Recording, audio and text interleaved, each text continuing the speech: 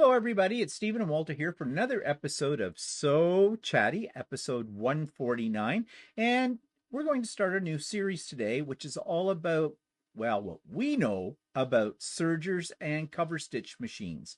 Both of us have sergers. Walter has a cover stitch machine. And we're going to talk about what our machines are, how we use them, how to thread them, how to buy one over the next several weeks. But before we get into anything like that, before we get started with our intro to this, we're going to talk about what we've been up to. And I can show you, this is just the top, but this is a kit that I've been working on that I bought, and it came together pretty well. I bought it because I like the panel. It's a panel kit. And yeah, it's done. That part of it. Now I've got it hanging on loosely, waiting to be quilted, right up there with about 6 other projects that need to be done. Someday I will get them done. But this one has a little higher priority because, before we know it, it's Christmas. So that's been working on that. And I also completed this. It's an embroidery machine in the hoop project. It's called Jack-O-Lantern. And it's a nice fall table runner. It's not Halloween, although it's got a pumpkin in it. And yeah, I think it turned out okay for that. So yeah, I like to do those every now and then. Okay, do I have anything else there to show you? Not yet.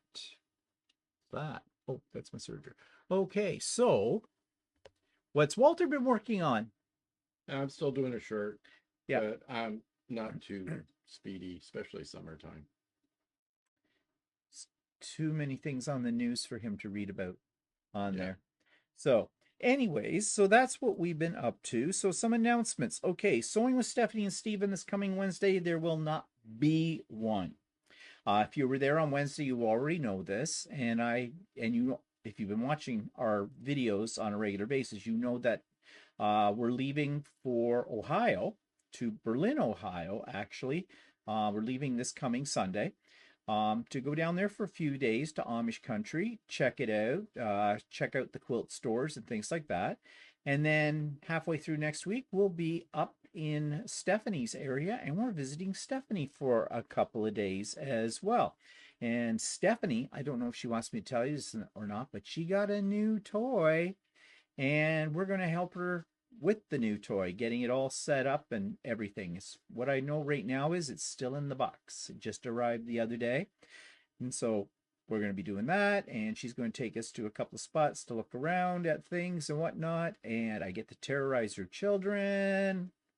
Be more likely her children will terrorize me. But we'll see. But we're looking forward to that. So that brings up what's going to happen to our schedule for videos next week. Well, there will be videos, long as we have the technology, and we shouldn't have too much of a problem.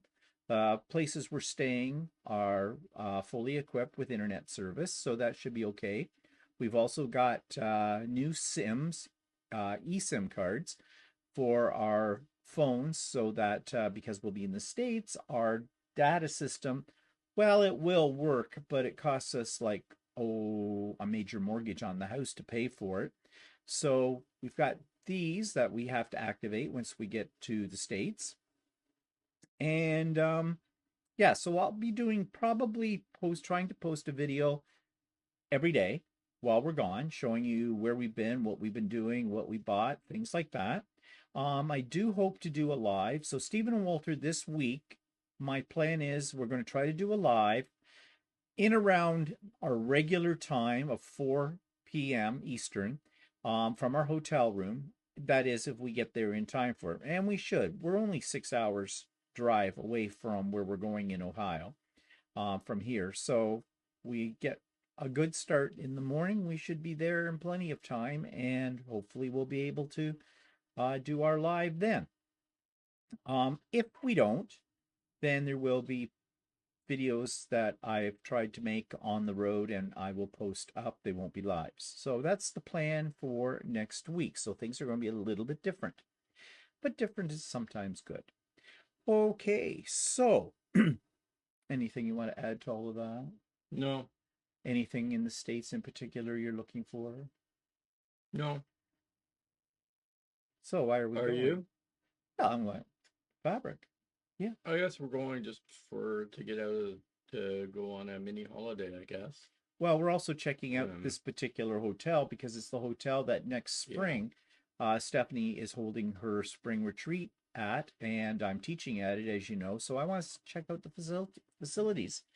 It's supposed to be very, very nice. It's a brand new place. So, but I want to see what they've got for technology in there because you know me, I'm all about technology and the toys with it. But yeah, not going there though looking for like he says this now, but I'm not going to buy a lot of fabric. Yeah, I'm running out of storage space. Um, too. So, but I do have a few specific tools I want to look for in there. And, you know, we got to watch the prices yeah. because I looked up a couple of places online that have displayed their prices, and it works out to about the same amount of money that we would that pay we pay here. now. Yeah, Yeah, so we're not going there for bargains because it's the exchange rate, and the exchange rate just sucks majorly. And if you don't understand exchange rate, I'm not going to explain it anymore. I've explained it 100,000 times. Not doing that. Look it up. But anyways, yeah. So, and you know, we're just looking around. It's a part of the world we have never really been to before.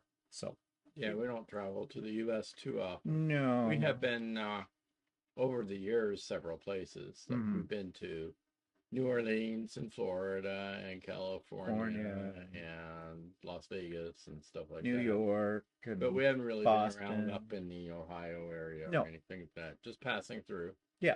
So, anyways, that's what's up for next week. Okay. So, let's jump right into today's main topic, and we're going to talk about sergers and cover stitch machines. And they are different, although in many ways they have a lot of similarities. So we're going to start with what is a serger. And I'm going to put up on screen here the picture of my serger. And this is it. I have a Janome 2000D air thread serger. Now you may ask what's an air thread? Well, on one of our next episodes, we will be showing you how you thread a serger. Sergers are a lot trickier to thread than a domestic sewing machine.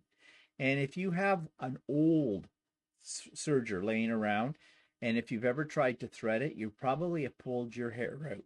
I remember when I first used a serger, it was Walter's sister's old machine. It was about what, 30 years old, 40 years old, Yeah. kind of a thing. It took me 3.5 hours to figure out, and a lot of cursing, Yeah. how to thread it. Once you know how to do it, it's not too bad, but its lower looper is extremely difficult to thread. And there's a term you may not be familiar with, lower looper, upper looper, because there's different parts in a serger and they run a little differently than a sewing machine does. And we're gonna explain that to you in a moment. But this is mine. After fighting with that serger, the old serger, Janome came out with this one, the air thread, and it was supposed to make your life so much easier when you're threading it, and it definitely does. Um, Essentially, the lower and the upper loopers are the hard things to thread. Then you have a one or two needles, depending on what you're doing with it. The needles aren't so hard to thread, although they do have a little automatic, semi-automatic needle threader, just like you'd have on a higher end machine. You know, you just pull down the lever, bang, the thread goes in the eye of the needle. But the lower and upper thread loopers are underneath, and I don't think I have a picture of. Oh, I think I took a picture. Yeah, I did. Here we go. Here's the inside of my machine. And you see those two holes above that little knob, and there's a couple of threads coming down. One is the upper looper, one's the lower looper. Again, you'll become familiar with those terms. And instead of having to get into the guts of that machine, and you can see right there to the left of those threads, the guts, and they go way back over into the other side under there. And Now, mind you, this is an air threader, so it makes it as easy as possible to thread. yeah, well, that's But what I was leading up to. but the newer types of non-air thread machines have made it a little easier to thread than It's the the old ones. accessibility. It's getting your hands in there to find the hole to thread it. It's like in the old machines, it's very much like threading a needle in a room that's pitch black Yeah. because you really can't get your hands in and see things. And there were tools you could use. Yeah, and there's some of the stuff you had to do when you're threading it, you had to do by feel. Yeah. So it is kind of very cumbersome. It could be very, very frustrating to thread. Yeah. But with these new ones, well, first of all, you don't have to have an air thread to still make it a little easier to thread. The new ones have things that like sides of panels on the side, flip So, out. or sometimes the lower looper. The lower looper is the hardest one to thread. Sometimes the lower looper, there's a thing where you can push it out in so it's visible, and then push it back in. Um, Push it out so it's visible so you can thread it, and then push it back into its place, And I'm which just is underneath the machine. yeah, where the air threader, you see those two holes that thread are going in. You stick some of the thread in the hole. See that big lever that's there off to the side? You crank that down. It sucks the thread through a series of tubes and they pop out where they're supposed to pop out at the end of the loopers, which makes life so much easier. Also, notice I need to clean my machine because I got little bits in there. There are other options on a Serger, though. The base models might not have where the upper models might have that you might want to consider when you make your purchase.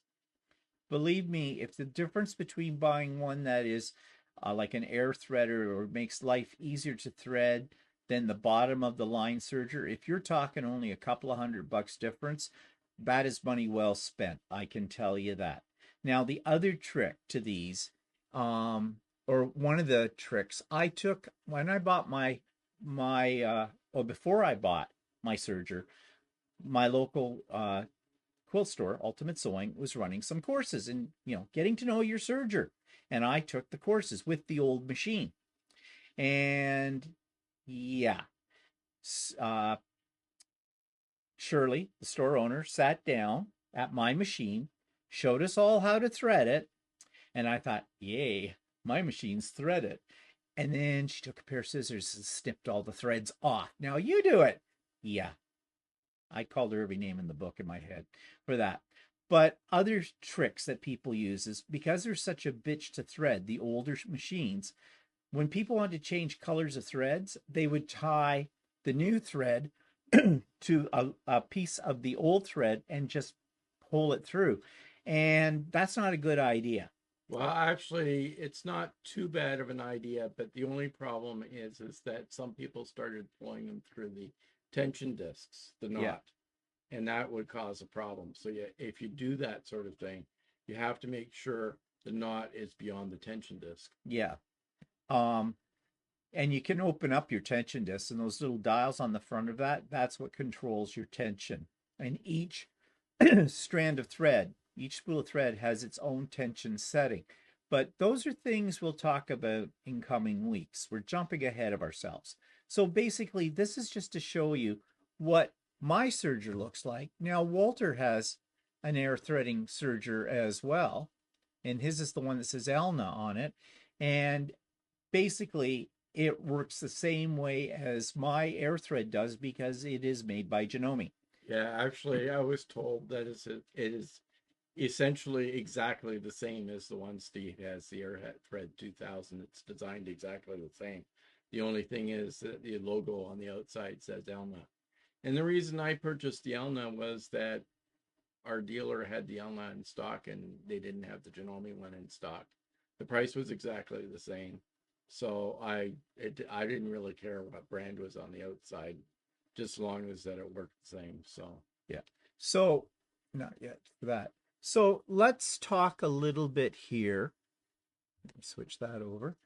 Let's talk a little bit about just sergers. Now that other machine that you saw up here, the one to the left, That's a cover stitch machine. We're not going to deal with it right yet. We are going to come to it though in this episode. But right now we're just going to talk about sergers. So you've seen what they basically they pretty much all look the same way. They have multiple spools of thread. There are some sergers, ours will take up to 4 spools of thread. You always use at least 3. Sometimes you use 4. It depends on the application, and those are things we'll talk about later on. Maybe not today, but in the next one. Occasionally, you might find a serger that uses a 5th spool, but I'm not Yeah. 100% sure what that Yeah. does. You can also buy machines that are a combination of serger and cover stitch machine. But again, we'll talk about the pros and cons of that kind of thing from what we know, because we do not have a combination machine. And you've heard me talk about combination machines when it comes to sewing and embroidery and how negative I am about those. I might be negative about these too, but we've never used a combo machine. I have never used a cover stitch machine at all either. So we really can't talk about that, whether those are a good thing or not. Now, there are companies coming out with really high-end machines and sergers. You can spend a lot of money on a serger. These sergers we had cost us what, about 1,200? Yeah, Something like that. they are premium serger. You can buy sergers much cheaper, Yeah. around the 500 mark, or even less than that. But depending on what price level you're at, it may come with different features that you might want. Yeah. And now Bernina has a fairly elaborate serger. It's a combination serger, cover stitch, and it's very, very expensive. Like all Bernina machines are very, very expensive, and I can't speak to those. We are Janome boys and Elna, but Elna is Janome, as we've already said. So everything we talk about in this series is going to have to do with our sergers, Walter's cover stitch machine. Most of the things we'll talk about can be applied to any serger you may own as well. There may be a few extra buzzers and bells on some of them, but for the most part, whatever we talk about is applicable to most other machines. So what is a serger? I mean, you've seen pictures of it now, but why would one want a serger? Well, essentially, a serger takes 2 pieces of fabric, sews them together. But you're going to say, so does a sewing machine. And will trim the edges. I was getting to that. Okay. You have no concept of building up to a climax. Okay. Well, I'm there. Here. Yeah. You just jump right in there and there goes the surprise element. Okay. So I'm going to let Walter talk a little bit more about serging because he uses a lot more than I use mine. But we are going to talk a little bit later today about uses. But essentially, a serger takes 2 pieces of fabric, sews them together, and it will cut your fabric at the same time. Now, that's why I'm going to ask Walter. So what's the advantage of having a machine that sews 2 pieces of fabric together and cuts the fabric at the same time? Well, sergers are usually used for sewing other than quilting, right? Mm-hmm. They're used for garment making. They're used for other applications where you were making something more practical for your house. They bind 2 fabrics together so that you've got the edges won't fray.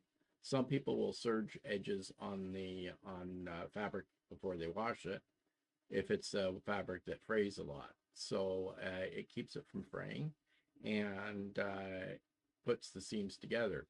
Now, one advantage to a serger over a traditional machine is that the serger stitches stretch. So if you're sewing stretchy fabric like jersey or a polyester fabric for a dress or a t-shirt or something like that, the serge stitches will stretch so that it'll give you a bound seam that actually stretches.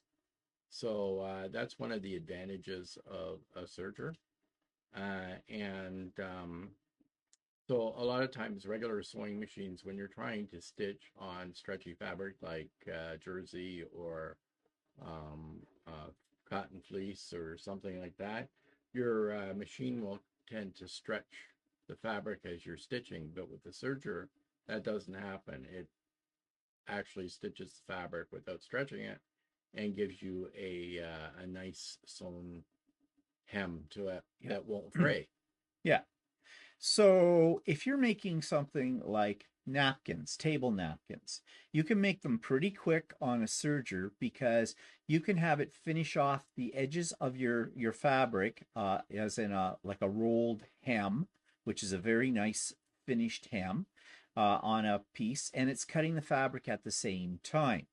So I've made many napkins, and basically you can knock off a set of napkins, like an eight place settings or whatever of napkins, in less than half an hour. Yeah, or like an edge of a tablecloth or something like Yeah. that, or Anything where you want to have a bound edge.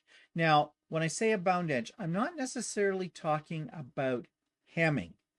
Okay. Like I don't think you would, and Walter can tell me whether I'm right or wrong about this, but I would assume if you were hemming the cuff on a pair of pants, you would not necessarily use a no, serger. the rolled hem would look like a what do you call it? What's the embroidery stitch that you A have? satin. It looks like It a looks satin like a stitch. satin stitch Yeah. finishing off the side of your thing. So if you get napkins at home, you'll notice that it has a sewn edge to most of the napkins that you have, and it's that sort of finish that you get. Yeah. But it's not a hem. You No. know, a hem is where the fabric comes over and you fold it under, the raw edges are underneath, and you catch it. You do like a top stitch along close to where that folded part is to hold it together. Um, Like some people will serge raw fabric at the end and then use that when they hem up something. But that serged end won't show up yeah. at the edge of your fabric. But it keeps it if you're trying to do a nice flat um, hemmed stitch on something like a napkin or whatever, or a placemat, then it gives you, you don't have to worry about loose threads Right. popping out from underneath your, when you have folded your fabric. Yeah, or if you have fabric that tends to fray really badly, a lot of people will serge the end of it to keep it from fraying. Yeah. So there are other uses for sergers, but one thing you need to understand about a serger is it is basically more of a functional industrial style machine. It's, you know, they use it in factories to do clothing. Um, and it's very fast because essentially it cuts the fabric and sews the edges of the fabric down. And so seams, if you look in your clothing, you will see probably serged seams because that is what it principally is used for. We'll explore other possibilities, and especially for those of you that are quilters, is a serger something you want to purchase? Yes and no. I like my serger because, like I said, if I want to make napkins, if I want to put batting together, ooh, that's something.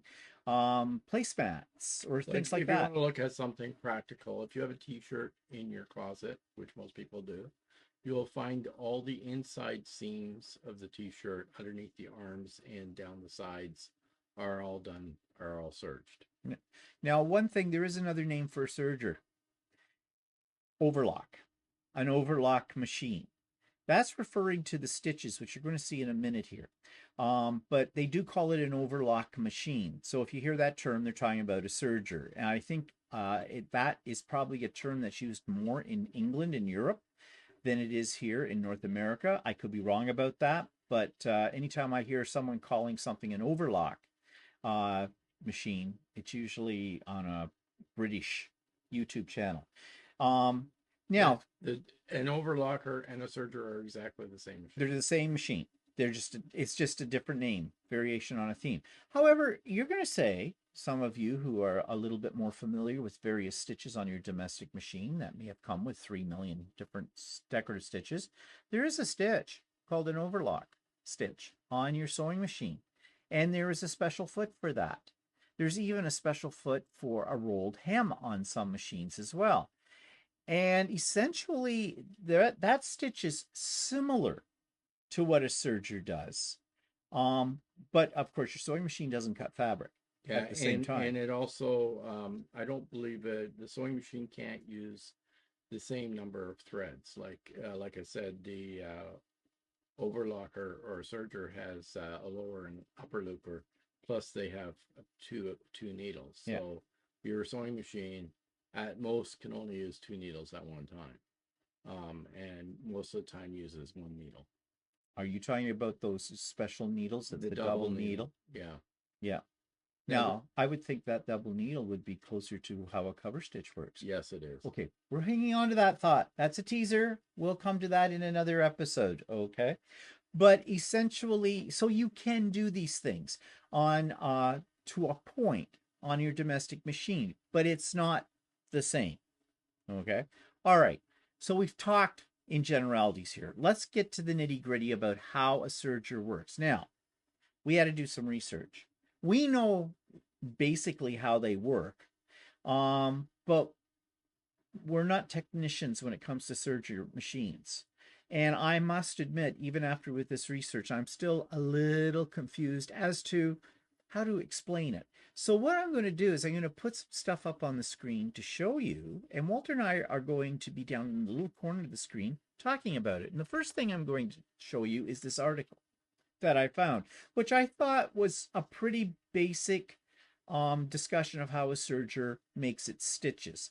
And you can find this article. I've linked it in the show notes, so if you want to check it out further. But I just want to highlight what they talk about. If we go down, they have a diagram here. Don't worry about that in a moment. It says, as fabric is fed into your machine, the serger, it meets the feed dogs first. Well, we know what feed dogs are. Feed dogs grab your fabric and help it underneath your needle to move under your needle. That's on your domestic machine. On your serger, they have feed dogs too. The fabric is moved along until the knife trims the fabric edge. Now, this is where it is different from a domestic machine. And this is the knife. They're showing it right here. It's right on the edge. Next, the loopers and needles form the stitches onto the fabric edge, and the fabric is fed off the stitch fingers behind the needle. Okay, so then they say take a closer look. So the first thing they're talking about here is the feed dogs, and this isn't anything new to any of us. We know what feed dogs are. Our domestic machines have them. Then they talk about the blade. And basically, the seam allowances are trimmed with a movable knife. The knife or knives on your machine move at the same speed as your needle. So you have the edge of your fabric in there. There are markings on your machine so you can gauge how wide you're going. It doesn't always have to be a 1/4 inch seam. If you're doing garments, what, 3/8 or 5/8? Yeah, but actually usually the serged edge is about a 1/4 inch. Oh, is it? Okay. So the finished, but you could have more than that if your fabric hanging over the edge of the knife. It cuts off that fabric, but it cuts off the fabric so that your stitches end up at the complete edge of your fabric. Yeah. And that complete edge you're saying is basically a 1/4 inch. Yeah, you may not actually cut off that much fabric. You may feed it in. But if your fabric has got irregularities on the edges and stuff, it cuts those irregularities off. So you may not actually lose that much fabric. You just it just trims off the edge, so it gives you a nice even flat surface for it to put stitches on. So if you stuck in a piece of fabric that you just hacked off the bolt and you're not that straight, this will straighten it when you put it in if you leave out. Now, this is the part that I had trouble with when I first did some serging. I'm better at it now. But my serger, and I don't know if you can get ones that have one, I do not have a seam guide. What I mean, like if you know how you can get a foot for your domestic sewing machine, if you're quilting, for example, a 1/4 inch seam guide, and you butt your fabric edge right up against that, and that directs it then under the needle so you get a nice 1/4 inch seam allowance going through. Serger doesn't really have that. It has markings, but and there's a presser foot. So when you drop the presser foot down and the feed dogs, they will pull your fabric through. but it's not necessarily, you've got to guide it as well to make sure that it doesn't go crooked on you. It actually pulls fairly straight. It does pull fairly straight, and but most people have their edges cut already on their fabric, so it may not trim very much off. It just depending on how much you allow it to go underneath the knife. But I've never really found too much of a problem with it. Just me. So here they have a diagram, and this is where you're seeing the loopers. Upper looper is this A figure up here, and this is the bottom looper. And you see they, in a sense, they have a hole that you have to thread. And this diagram's blowing up. It's showing everything really big. But if you look at the relative size of the needle in this diagram and the relative size of these, there's not much difference between the hole sizes. And that's what makes threading serger difficult, and that's why the air threader ones are good, because they put that all together for you. And it says here loopers. Upper looper and the lower looper are used instead of a bobbin to form stitches. So there's a basic difference between a serger and a sewing machine. You don't have a bottom. These looper and needle threads lock together to sew seams or finish seams. Looper threads do not penetrate the fabric. So you see they don't have a needle on the end of them. What they're doing is basically weaving in a certain order the threads to come across that edge of the fabric. So you see here, and they make like a chain stitch, and this is what it's doing. It's knitting them, because they talk about the stitch fingers. Serger stitches are formed around 1 or 2 stitch fingers. These are small projections or prongs on the needle plate. And this diagram doesn't really show them very clearly. They're very tiny, but you can see here you've got these little rod, what look like rods. The thread gets pulled under them, and another one comes over top of it, and another one pulls from below, and it moves it up, and that creates basically a chain stitch of sorts. A locking stitch. It is a locking stitch, and that's how it works. Now, I have a little video that I'm going to show you. I found it on YouTube. It's very, very clear, very, very good. Just let me find it here for you.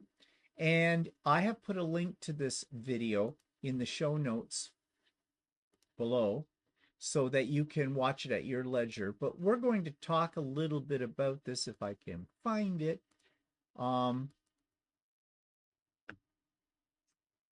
As it's happening, because we're not going to pretend that we can explain the intricacies of this to you. So let me just switch over. There it is. I'll blow it up a little bit more so it fills the screen. And here we go. Here we go. There we go. So they're going to cut into, now there you go. There's the foot and there's the needle or the blade. And now this is the inner workings, and there's the upper looper at the top with the yellow thread and the blue thread, and it drops down. The lower looper comes up, wraps the thread over top of the upper looper, slides it there. The needle has come down, here it comes, with the needle thread, pulls it down through the machine. The upper looper wraps that thread around, the lower looper pulls the other thread down, they pull it tight. You can see how intricate this is. This is kind of mesmerizing as you watch this in slow motion. Of course, it doesn't go at this speed. It goes a lot faster. But it's fairly kind of complicated looking device for making these stitches. And of course, this is an animation, so everything's blown up here much bigger. Now, I'm not going to explain how it does the timing and everything, but timing is important in your serger, because look how these things come together. And this example is showing 3 threads. Yeah. You're only showing a single needle down, but in many cases, when you're using 4 threads, you'd have 2 needles, but the upper and lower looper would do the same thing. Yeah. So it's this little dance number that they do between them all that creates the stitch. And you can see the stitch looks a little different from the type of stitch that you would get on your sewing machine. because your sewing machine's going down through the fabric and pulling up the stitch to the top, moving on to the next one, pulling it down, picking it up, the thread from the bobbin, and pulling it tight. This one doesn't have a bobbin, and the needle is penetrating the fabric, but it's basically your stitches are only going through one hole in this example.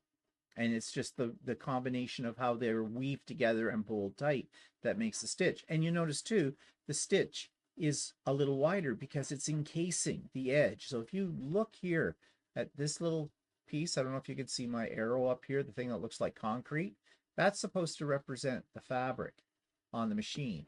And this here as well on the outside, you can see how it wraps around it to seal in the raw edges.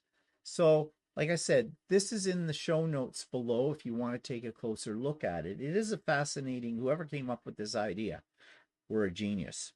That was for sure. And of course, what they didn't show you here is the blade in operation. The blade is in here. They've cut away from it. And it's cutting the fabric at the same time. It would be over here on the, actually it would be before the stitches, before the stitches are made up in this area up here. So I think this is the top of the blade showing here, maybe. I don't know. It's a different perspective. Okay, so that's all we can do to explain it. Don't know the intricacies. It's just basically that's what makes your stitch, and that's how it's made. Okay, so let's take a look at some sample stitches. Walter's mentioned 3 threads, 4 threads. So he's going to show you, and I'm going to put some pictures up here for you to see. I just have to find them.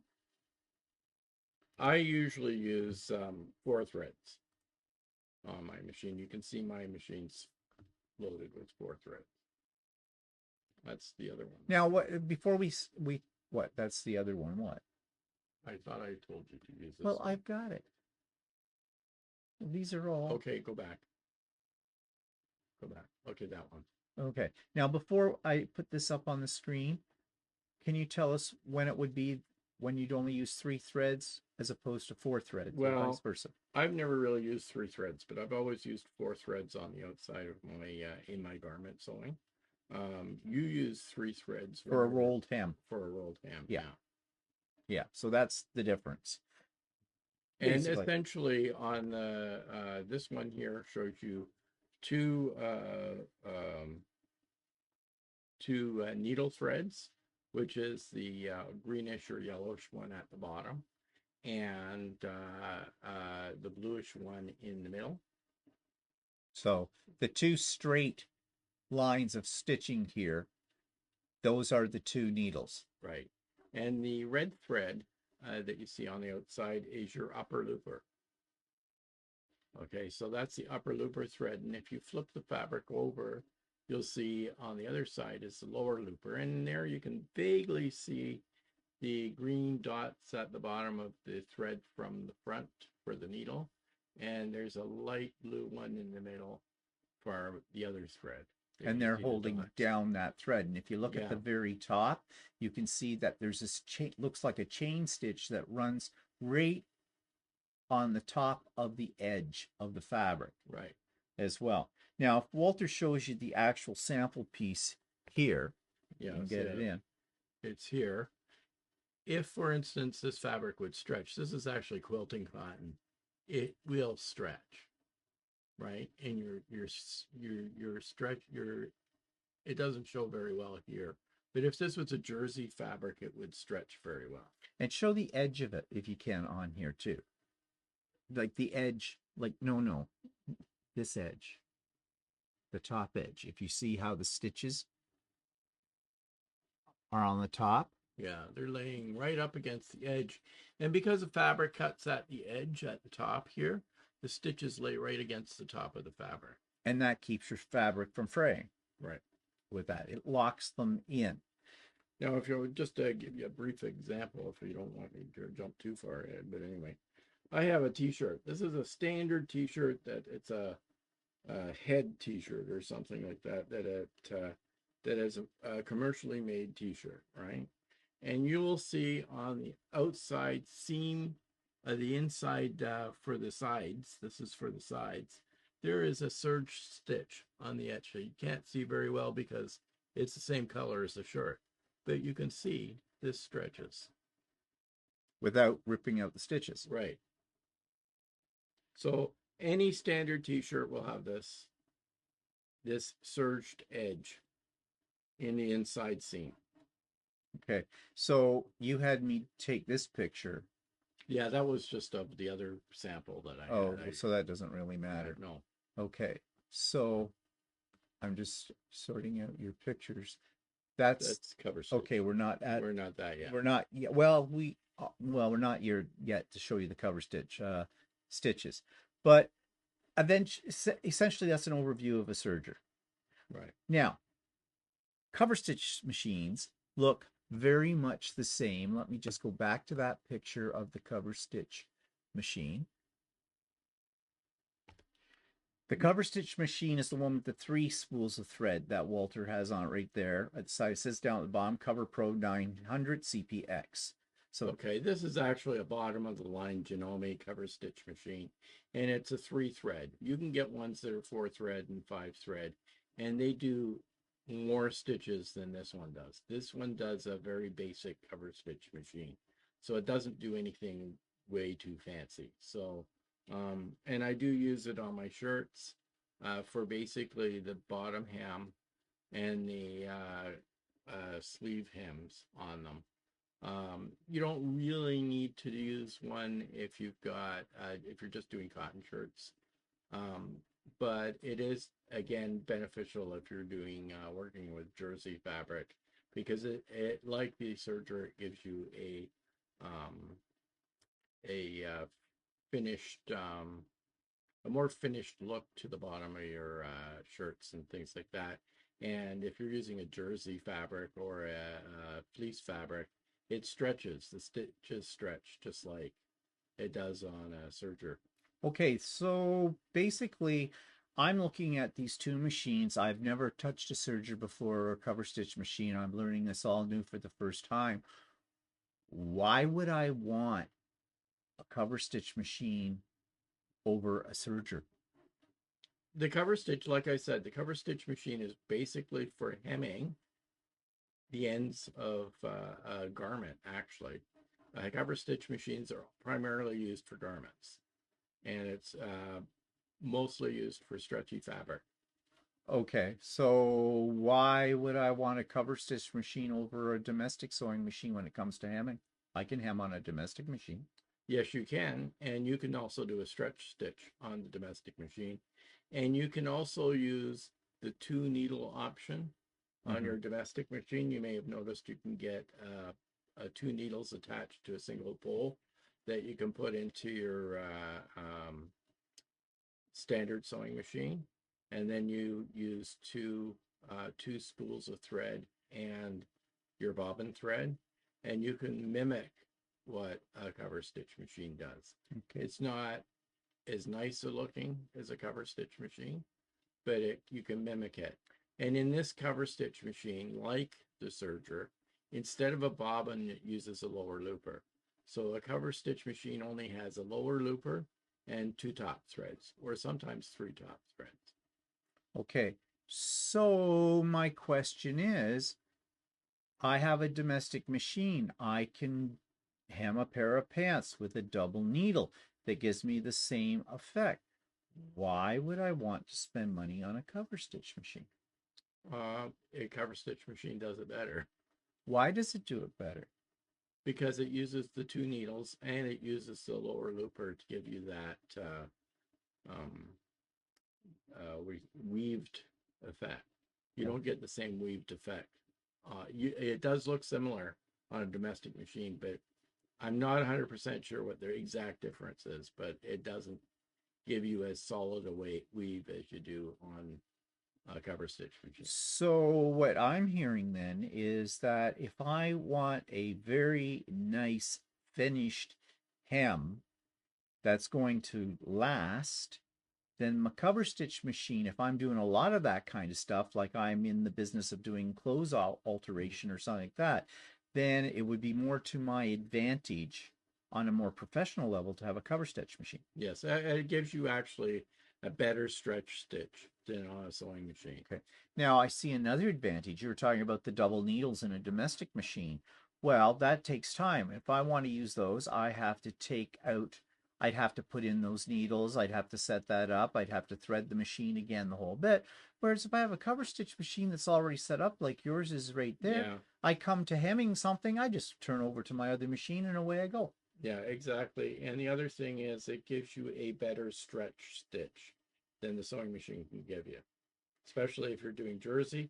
And then especially what else it does is that it doesn't stretch your fabric when you're sewing it like it would if you were doing it on a standard sewing machine. Now, you said that a cover stitch machine does not have a bobbin, right? Yeah, it just has a lower It has a looper. lower looper. It doesn't have an upper looper, No, but it it has a doesn't. lower looper. So that would suggest that this machine runs slightly different. And I have a video to show you what that looks like. By the way, these videos come from a sewing machine company called Gertz and Grossbecker. Grossbecker, which are are they German? I think so. And German. they're a needle manufacturer. Yeah. So this is who produced these videos. And as I said, the Serger one and this video I'm about to show you are both in the show notes below, so you can take a closer look if you wish. But here essentially is how a cover stitch machine stitches, and you will see similarities to a serger, but you'll also notice there's some differences. So we're at the top of the machine. That looks about the same, except we're minus a blade. Yeah, there's no blade on a cover stitch machine. So look, 3 needles. The one that I have only has 2 needles, But you but can get you it with can 3. get more advanced ones that have 3 needles. And the 3 needles are optional. You can sew with 3 needles, or you can sew with 2 needles. It doesn't really make much difference. So you see the stitch is a little different than that on your serger if you look at the diagram, and it only has a lower looper, and so you see the needles go down, they pull down 3 threads, the looper's taking one through all those 3 threads, weaving it through it, and then it pulls it tight. And that's how your stitch is made. But you can see on the top there, the stitches that are going by, what that design looks like. Now, so what you would see is, remember that sample that we showed you, that Walter, or no, we showed the serger sample with 2 stitches from the top going across. Well, this one would look very much like that, except it has 3 in this case, but unless you have one like Walter. Well, actually, I think this machine has 5 threads because it does? it has an extra, if you notice, they have a blue thread coming from the top. Oh, yeah, so they do. Yeah, so 5 threader. So this one's a very elaborate machine that they're showing here. But essentially, whether you have 3 threads, 4 threads, whatever, it works the same way. What it's showing you on this machine is that on some cover stitch machines, it will give you a weaved effect at the top and the bottom. So on a cover stitch machine, do you have a selection of different stitches? The one that I have doesn't have a selection of different stitches, but if I had a machine that's elaborate, like this one, then you have more options for different stitches. The one I have will always show you 2 threads at the top and a weave at the bottom. And do we have a picture Yeah, of your here. cover stitch one? Yeah, that's the top of. Is that the cover stitch one? Yeah, that's the cover. You'll notice that I'm in from the edge of the fabric, so the edge, the cover stitch machine does not cut the fabric. The fabric's pre-cut, and on this stitch, I'm stitching along, and my 2 needle threads are showing at the top, and if you flip it over, you'll see the weave on the bottom, right? And on some more elaborate cover stitch machines, like on 3 or 4 or 5 needles, or sorry, 4 or 5 needle threads, both the top and the bottom will look like this weave. So you can get a weave. So you may have noticed that some clothing that you purchase has a weave stitch on the front of the shirt or something like that. and that would be the more elaborate cover stitch Mm. that uses that. Now, could people use that as a decorative stitch? Yes, they do. They use that a lot. In fact, I have this T-shirt that has it both on the top and the bottom. Well, nobody can see that when No, you're I know. I holding will it there. hold it up in a second. Oh, wait, okay, here. See, on this T-shirt that I have here, you may not see it very well, but it's got a decorative stitch on the top. That's the top seam, right? And the inside has the cover stitch as well, and it has this decorative stitch on it on the inside. Well, decorative. It has the actual cover stitch on the inside of it. But if you go to a more standard shirt, this cheap one, it has a cover stitch machine like the one I have, which has the two threads on the outside and then the looped thread on the inside. So there's different versions of what you want with a cover stitch machine. I have thought of getting more elaborate cover stitch machines so I could get these special effects that you can get, but I haven't done that yet. So those are the two type of machines that we're going to be spending more time with in the coming episodes as well. But before we leave that today, just in general, we'll talk about these things in more specific. What do we use our machines for? Well, you know, Walter uses his for garment sewing. Have you ever used it for making bags? Not really. But you could. I could. The only reason I haven't used it for making bags is I like the seams to pull flat on the inside, which I can't really do with cover. Okay. Cover stitch will add bulk to your seams.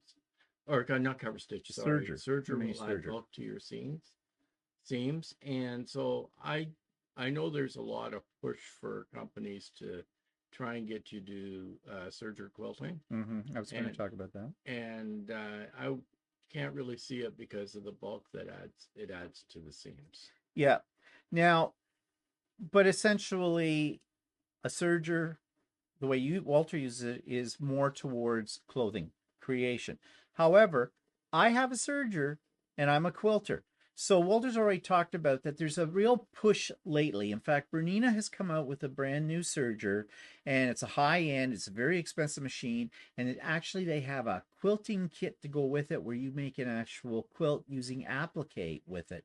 I'm not sure how it works, but I've watched some of the videos, and in my way of thinking, I think they're trying to get more people to buy sergers, and they're trying to make you think that you can make an entire quilt on a serger. Now, before I get the nasty comments, there will be a few people who will see this and go, I have made an entire quilt using my serger. Well, good for you.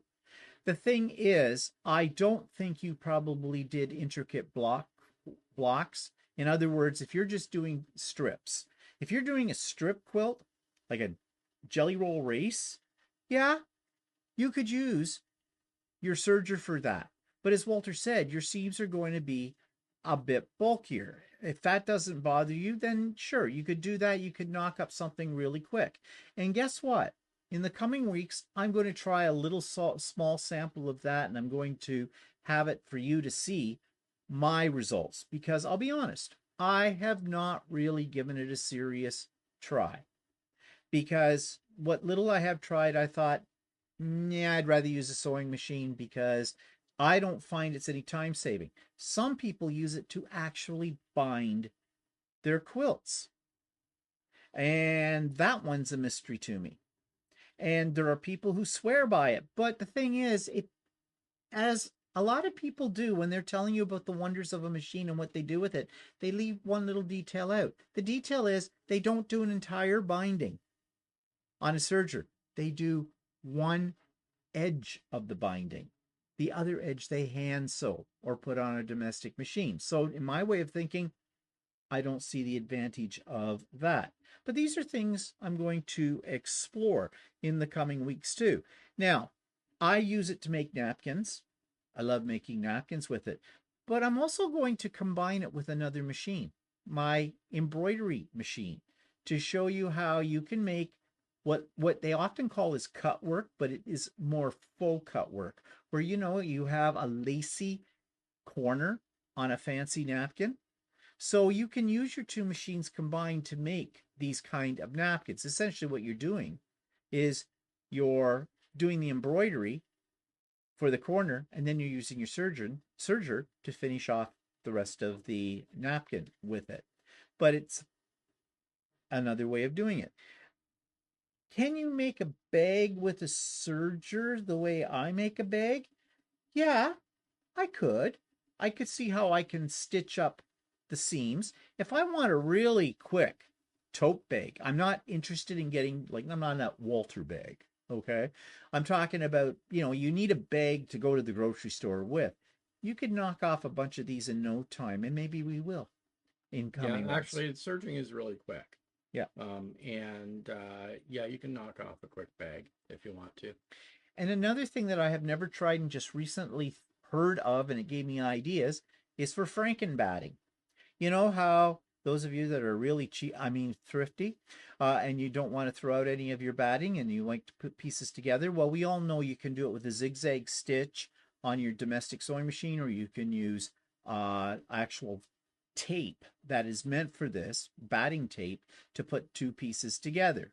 But I have heard of people using their serger for this as well. I've never tried it. I think Coverstitch would work better. It probably would, but you want a flat seam with it. You Yeah, don't want I a know, bump. but with your serger, you'd have to put your knife down. No. If you want to put two pieces of batting together, you would leave the knife up because you're going to cut two straight edges and then you're going to pull them apart. Oh, You're going to pull okay, them out. yeah, all right. Okay. And there is something back to that Bernina machine. They show pulling the seam apart after you've sewn it. There is a way to do that, but you can still see the stitches, and they call it, it's sort of like a crazy quilt kind of idea on that, which if you like that look, I suppose, or you're doing it for a specific reason.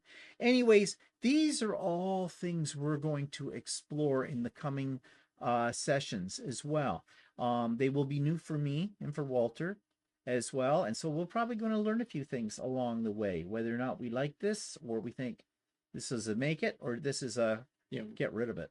There's probably a lot of things that you can do with your serger that we haven't actually touched on No, yet. but we're going to explore. We're going to explore. Now, one thing I wanted to talk about too is a lot of people may have noticed that the threads we are using are cones. Yes. And it's often called serger thread, or I don't know what else it's called. It's a multi-purpose sewing thread or whatever. And it's sold in cones, and it's not usually very expensive. In fact, it's not as good a thread as something like Aurifil or, all the other ones. Yeah. In fact, you don't want to use your Aurifil at $18 to $20 a spool, and you're using a minimum of 3 spools of thread at a time.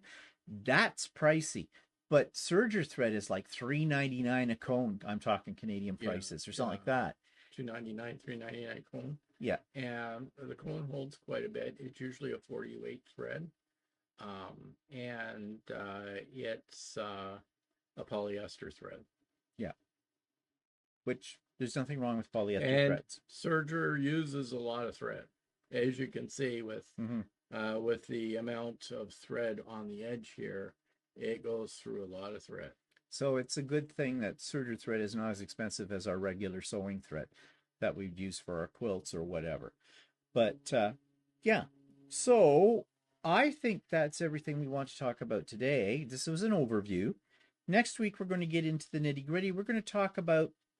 We'll talk a little bit more about threads, because you can use different threads in them. We have not really experimented with anything much beyond, at least I haven't, maybe you have. Well, I just had a serger class and they showed you how to use different threads for different effects. Like you can use a woolly thread or something. Okay, like but hold that. And you can actually use your Aurifil thread in there if you want to, but it's expensive. But that's what I'm saying, it's expensive. But we'll talk more about that next week. We're also going to show you how to thread your machines with it as well, and so you'll get the inner workings of that. Even pull out our old machine. Yes, we may even pull out the ancient one that I first started on and show you how the evolution of a serger why they've come so far. Because that's the one thing you'll hear people say. If you say serger and they go, "Oh, I'll never have one," that's the horror stories they've heard, is threading it. And you so. It is a horror story. Well, I mean, I used to use the old one, and after a while, I got pretty fast at threading it. But it was still every once in a while threading it, I might thread it really quick one time, and the next time I go to thread it, it takes me half an hour to thread the lower loopers. So. And you use every curse word that you've ever heard in your life when you're doing it. Believe me, there's a lot of screaming and shouting going on. But anyways, those are things to look forward to for next week. Now, just before we go, comments from the past week. Well, we had a lot of positive comments for Walter about his buttonhole demonstration. They love your buttonhole. Your tight little buttonhole. Yeah, on there. So, well done, Walter. I just want you to know that talent is only as good as the producers and the directors behind the scene. Just saying. Just saying. Okay, and I think it summed it up really nicely with this comment. I laughed when I read this comment. And this is what this person, Cheryl Copeland 3418 said. And here we have the wild North American Walter in his natural habitat. Come closer. Let's observe. Fascinating. I thought that was pretty good. So how good? It sounds like a hippo. Yes, the house hippo. Well, the swamp fits. Anyways, that's it for us today. I hope that you found this interesting and you got something out of it. If you have questions or comments, please leave them in the comment section below. We may answer them, we may not. So make them nice. We may delete them. And some of them may be ones we don't have. And there are possibilities you'll ask us a question and we don't have the answer to it. And we'll tell you that too. Okay. We don't know everything about this, but we're learning and you're learning with us. Okay. Remember next week, totally different video schedule because we'll be away. And yeah. So there will not be next week a So Chatty per se. So we won't see you again until 2 weeks from today for the next episode of Sergers and Coverstitch Machines on So Chatty. So have a great week. We'll see you all later. Bye for now. Bye for now.